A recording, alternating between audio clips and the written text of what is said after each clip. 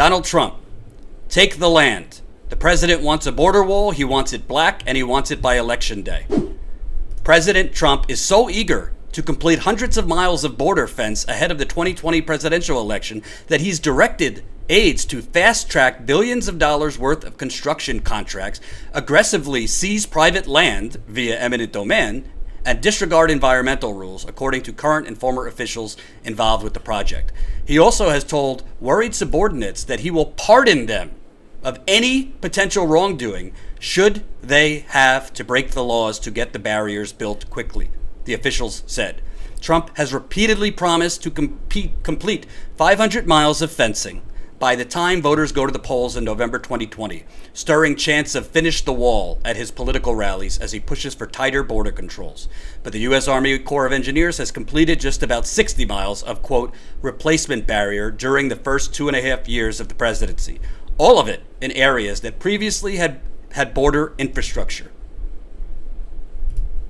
So the president of the United States is essentially telling his administration, break the law, I will pardon you. Break the law, I will pardon you. Get my wall built. I don't care what you have to do. I don't care what law you have to break. I don't care what water you have to contaminate. I don't care what air you contaminate. I don't even care if people have to die. Get the wall built so I could win re-election. And I will pardon you. This is what dictators and fascists do. But it gets better, folks. But that's not done. Not only did the president say he and instructed his officials to break the law, he is instructing his EPA to basically blow up the planet. The EPA is deregulating one of the most climate-destroying greenhouse gases. This from Vice. The world is on fire, all the ice is melting, and the Trump administration wants to turn up the heat. On Thursday, the Wall Street Journal reported the EPA will announce a new plan to deregulate methane emissions by the fossil fuel industry. The EPA's plan continues the rollbacks of moderate Obama-era policies, eliminating requirements that the industry monitor and limit methane leaks from newly constructed wells, tanks, and pipelines. It would also pause efforts to regulate existing sites. While methane, the primary ingredient in natural gas, only accounts for 10% of U.S. greenhouse emissions, it is around 25 times more potent than carbon dioxide, meaning that it heats the atmosphere significantly more quickly than CO2. Some scientific estimates indicate that it has about 80 times more potency than CO2 in the 2 decades after it first enters the air, though it doesn't stick around as long. According to the American Meteorological Society, record levels of greenhouse gases were released in 2018, and a NASA study released in January found that the contribution of fracking to a recent spike in methane levels was substantially larger than previous thought.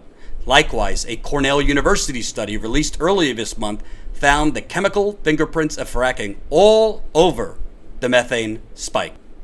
So, literally, you have the President of the United States is telling his administration officials to break all laws, to ignore all environmental regulations, to build his wall.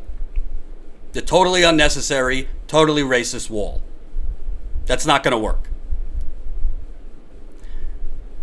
Simultaneously, he is trying to peel back the useless and pathetic and totally not substantial enough regulations we currently have, where pipelines really don't have to record leaks or spills. The level where they are forced to is absurd. They should have to report all leaks, small or big. What this president wants to do is essentially make it so there are no regulations for natural gas pipelines. And by the way, natural gas, the phrase natural gas is a fossil fuel company public relations campaign because there's nothing natural about these pipelines. Fossil fuels and these pipelines are not natural. So if you in your community, if you already know of toxic, climate demolishing pipelines, what this president is now pushing his EPA to do is basically have no regulations. None. The dearly departed David Koch would be in heaven. Well, he is now in hell, but he's probably smiling from his grave with these EPA regulations going away. And make no mistake about it, folks, methane that is emitted not just from the actual pipelines, but from the compressor stations of these pipelines, because all pipelines, all natural gas pipelines, have big compressor stations used to keep the pipeline and the gas at a high pressure. Those emit methane from the compressor stations. So methane isn't just emitted from the actual pipeline that's moving the gas, it is emitted from the compressor stations of these pipelines. The reason I bring all this up, and I could go into 20 other stories about Trump. He literally told his administration officials, let's just nuke hurricanes so we won't have as many hurricanes. Let's just nuke them. He doesn't understand the difference between climate and weather. So I set all this up because regardless of the danger of Trump, his base is absolutely loyal to Donald Trump. His base is just as fervent as they were in 2016. The polls might show that his approval rating is at a very, very poor number. The polls might show currently, Biden, Bernie, Warren, Harris, and Buttigieg all beating him. But the polls also showed Donald Trump had no chance of becoming the Republican nominee in 2016. The polls also showed that Hillary Clinton was going to spank Donald Trump on election night. Pundits and journalists laughed at the thought of Donald Trump becoming president. Couldn't happen. The data and the polls didn't support it. Well, polls are not always a guarantee. The reason I bring this up, it's going to be difficult to beat President Trump. Yes, there might be a recession. There might be a recession that sours some of his supporters on Donald Trump. There might not be.